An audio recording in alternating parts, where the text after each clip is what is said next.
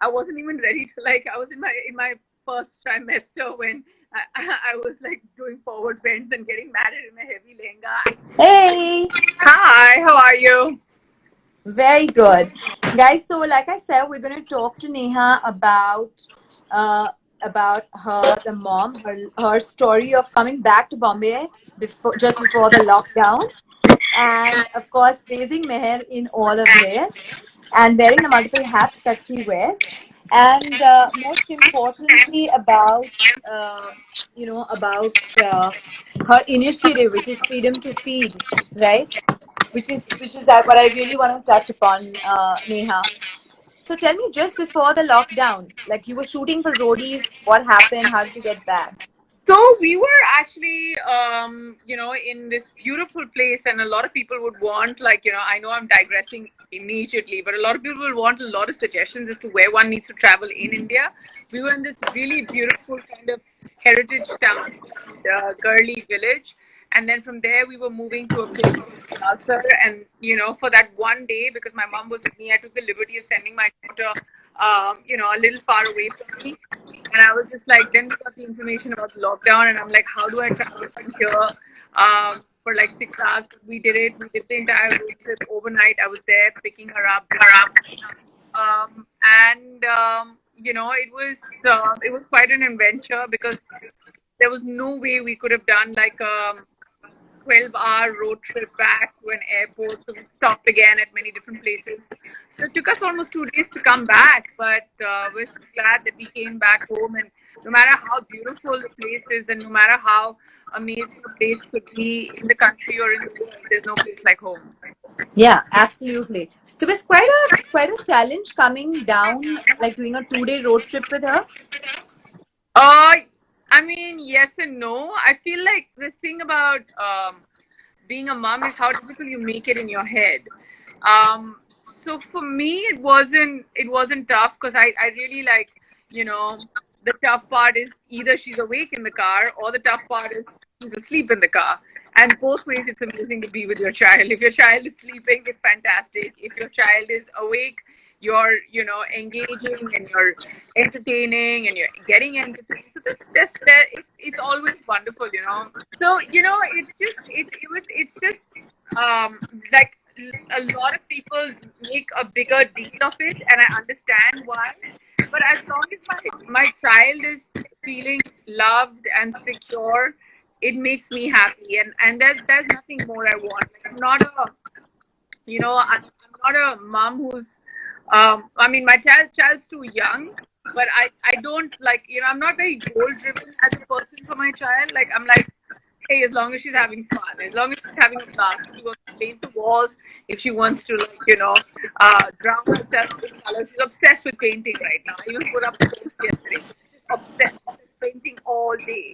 And yeah, I mean, we have very limited stock, and I don't know where to get more colors from. If anyone on the chat knows where to get it from, I'd love to get information on that. But everything, like figuring how to make sand at home, or like just with a little bit of atta, or like just doing lots of little things, and it just makes her happy. She's obsessed with touching ice, so just discovering what ice is, it's just great to see little things. Yeah, but that the ice is like great because they're great sensorial skills for her, right? So, Neha, you're obviously wearing multiple hats, right? Like, I don't know how do you manage. You're doing roadies. You're also a founder of Freedom to Feed. You're also raising a child. You're also doing a podcast. You're also acting. Like, what are you made up of? Like, how do you wear so many different hats? I feel bad actually that, I really wish that from the beginning, like, there was, uh, there's some people who are an expert and they can do one thing and that's amazing about them. And then there's some people who just want to do everything. And, it was like this line from Bunty or Bubbly, this film right in the beginning where it said कि दो तरह के लोग होते हैं. I don't remember the exact line. And they said जो पूरी जिंदगी एक ही चीज करते हैं और दूसरे होते हैं जो अपनी एक ही जिंदगी में सब कुछ कर लेती हैं. Hi, my Sonia, my daughter. Baby Mama's on the phone. My live is going on. My husband's also watching. So now, just looking at me. She's so cute. She's like wearing this oversized summer t-shirt and to wear pants. And but she's had a little fall, but that's fine. Father around, so it'll be fine. So doing multiple things. I think Mansi, it comes with just me being very eager that I want to do this and I want to do that. And having said that, I really don't involve myself in as much stuff as I think I should be involving myself in. Like initially, I'm so glad you asked me about freedom to feed, and I was like, this is going to be only about breastfeeding, and this is just going to be about me talking about my experience and how we can take this forward, and then take it to like step 2, step 3, where there are donation spots where you can go and donate breast milk, and that's another urge that we look at women or mothers to do, and then we'll talk about equal parenting. And I was just like, wait a minute, we're here in the middle of a lockdown. I need to talk to more and more women about it, and it's great. And in fact, I'm a fan of you guys, or I know lots of other moms out there who are putting their experiences and building a community, whether it's you, whether it's I have a friend of mine called Parul Yeah. at Mom So, and Tejal, and all of them at At the TMN. the TM, the Mommy Network. Because Tejal also does so many things. I was like, was it Brain Smith, was it Torrin? So all of you girls, you're doing such a great job, and you're such an important voice for motherhood, especially you. I mean, like even with Kids Stop Breast, you have, and the thing is, you're like, there's no doubt in the fact that you're putting your kids or taking away from your time with your kids to make sure that this community grows. And I Yeah. guess, and I feel like that, when I go out or when I'm at roadies or when I'm trying to do no filter, and you have no idea, I'm staring at the sweetest sight on the other side. My husband and my daughter are sitting and they're chiloing mutton. It is too Wow. cute. It is too cute. Like I wish I could turn the camera on. And just to be able to and I feel like that's what it is, right? Because one side people talk about women empowerment, and I don't think that we need to talk about that. I always say that we need to believe in women, and not empower them but enable them. So Yeah. I feel like just to be able to enable yourself and everyone else around you in a way that you know जिसको हिंदी में बोलते हैं ना सबका भला हो. So I Huh. feel like the freedom to feed leg is more about that just engaging with other moms and seeing, or fathers, and seeing what they're doing. The part where I do roadies, I love it. Like I wouldn't want anyone to take that away from me. I love travel. I love adventure. That's fantastic. No filter Neha is something that I'm extremely. My husband just said potty on a live to my daughter. You have no idea Aren't what. you aren't you happy that you're on live so you don't need to go clean it? No, I'm fine. We both are the experts. It's like really, and we should touch upon equal parenting as well, but like just make it fun. But I'm just saying that there's so much that I want to do, and I still feel I haven't done enough. Like, and sometimes I like beat myself up about it, and sometimes I'm just like, yes, keep at it. And even if two people out there get the right message, it's fantastic. And I feel like above all this, like everything I do is one side, and just being a mom to Mehr, it's like, I oh, agree. yeah, it's just like just to watch her sleep in my arms, or like wake up, or like everything. I'm fascinated by my child. Did you ever think, like, were you always very maternal? Actually, no. Like, I mean, when I got pregnant, and it's not like a secret or something. Obviously, I wasn't ready for it. I fell in love with Angad, and I got pregnant, and then I got married. Like, I was just like, I wasn't even ready to, like, I was in my first trimester when I was like doing forward bends and getting married in a heavy lehenga, and I was on roadies. I wasn't ready for any of this. I was living in a tent. Like, the in my first trimester, I still remember I was traveling from Shillong to like Zero Valley on the sets of roadies, doing 16-hour road trips. And Wow. if anyone can, then like it's not that if I can, then you can't. So nothing should hold you back. And I literally was working till the last day of my pregnancy right up to the end, like 10 o'clock in the morning. I was sending out emails. I went in. We had her at like 11:30. I came out and 1:30. My gynae comes and checks on me, and she's just like, "Why are you on your phone?" And I'm like, "I just have 2 more emails to send." And she's like, "You just had a child." I said, "But you've taken the child away. You have, she's getting some other checkups done." But I feel like all of us are that. But now I feel things are completely different, Mansi. So much has changed in this much time from the people we were to what's happening in the world right now, which is another conversation entirely. Yeah, yeah. Like somebody asked me once that what's that one reason why I should have a child? Like I was actually trying to convince a friend, and I just said that, I've never experienced this form of selfless love ever, right? And just what, like I don't know what it is about being a parent that kind of uh draws draws you time and again to believe that, this is it, right?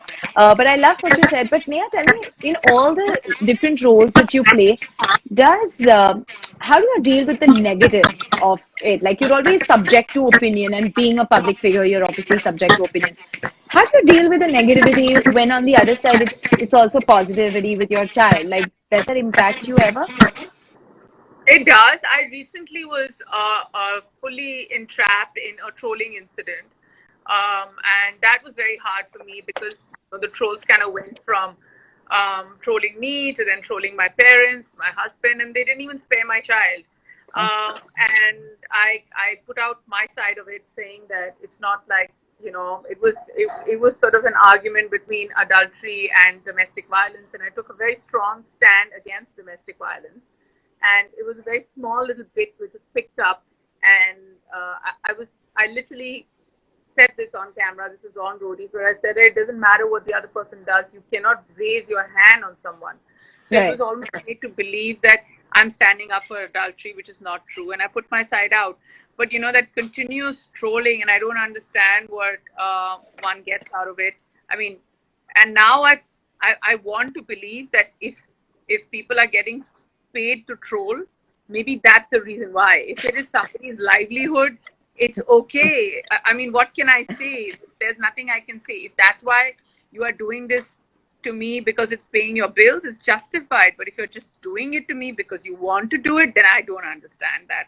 So Yeah. yes, there's a lot of negativity. Sometimes less. I still remember that when I was going through postpartum, I was subject to people questioning me because you're a public figure about weight gain and stuff like that. But I mean, it's all a part of it. But I usually try and stay as positive as I can. There are days that it's just like I'm like I'm human after all. I'm not gonna lie. Like I go down the slippery slope as well, and I'm like, is this the end? And more so now, because you're in the midst of lockdown, and I mean, I'm always like full up with positivity, but the crashes are also pretty severe because Yeah. you worry about your child, you worry about health, you worry about well-being, you worry about work, you worry about what the world is going to be. So yeah, but but I mean, maybe the universe, or the earth or the planet needed to take this break. Who knows, right? Yeah. Yeah. When you are talking about an initiative like Freedom to Feed, and you mentioned about postpartum and things like that, how did you come up with the whole idea? Like, what was that moment which said, I need to do this? I just wanted to find out if I was alone. I was feeling very lonely, and in the midst of the fact that I was surrounded by love when it comes to my parents, my in laws, my friends, my husband, my daughter, the help that we had lots of help as well, at that time, and very consciously because it was our first time, so we wanted like to be surrounded with experts.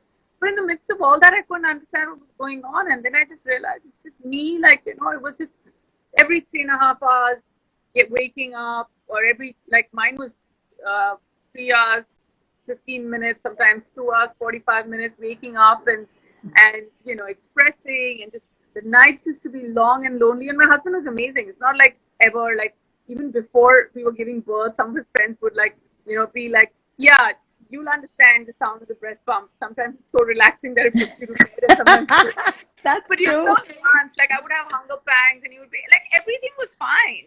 But in the midst of all that, there is no control over your emotions. And I just thought that it's very important. And then, the trigger was just, being frowned upon when you publicly want to feed, and why does it need to come with this big stigma?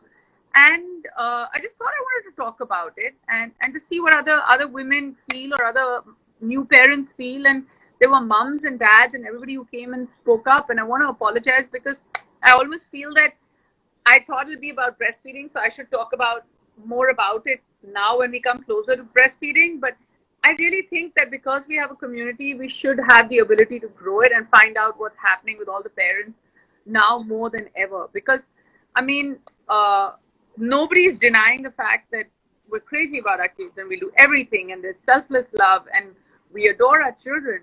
But we need to figure out ways to adapt as parents and adapt with our kids into this new world. Where are we all Yeah. headed, right? Yeah, no, absolutely. Now that you speak of Angad being such a strong support while you were, you were raising Meher and all those sleepless nights, tell me how is it equalizing in many ways? Like, how did you have to ask for it? Because I feel more so women don't ask for help. That's why they don't get help. But what would your advice be to people to really ensure that couples are equal parenting? The first and the most important thing is that for the ones who are in it, they need no advice. Yeah. They need to advise us. So yeah, I mean, write to us on Kids Stop Press, write to me on that Neha Dhupia, write to us at Freedom to Feed. We're all there. We want to listen. Yeah. We're all ears.